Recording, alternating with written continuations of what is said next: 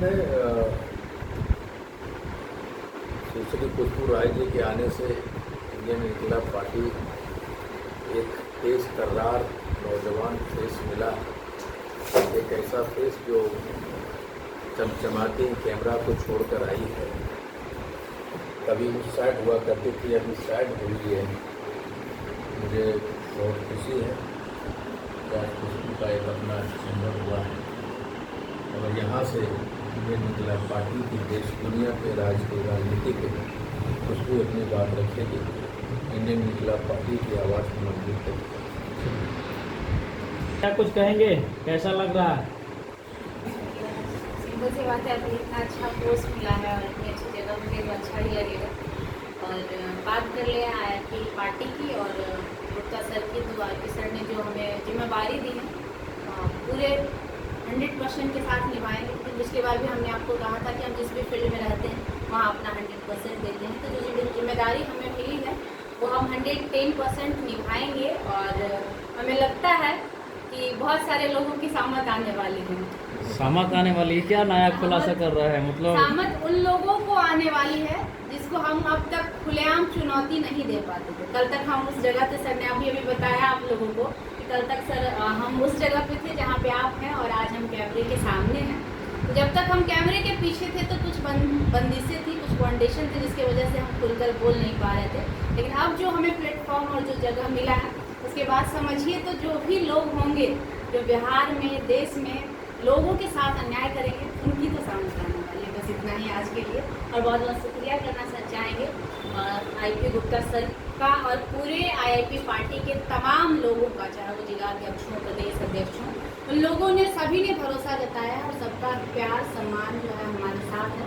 उन सभी को तहे दिल से धन्यवाद। खुशबू जी आज कैमरा के सामने आ ही गई हैं। कल जिस तरीके से बीते दिन छात्रों को पिटा गया, लातों से मारा गया, क्या कहेंगे? देखिए, अभी मौजूदा हालात जो हमारे देश का है वो बहुत ही बदतर है, खासकर शिक्षा व्यवस्था के मामले में और छात्रों के साथ हो रही बर्बरता के मामले में। ये पहली बार नहीं हुआ है जब छात्रों पर लाठीचार्ज हुआ।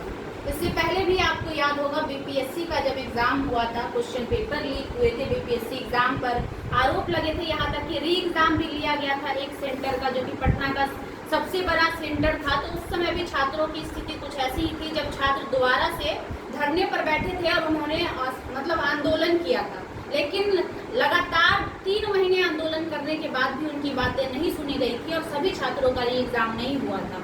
उस वक्त भी गांधी मैदान में इसी प्रकार से छात्रों को पीटा गया था, पानी की बौछारें की गई थी, आंसू गैस छोड़े गए थे।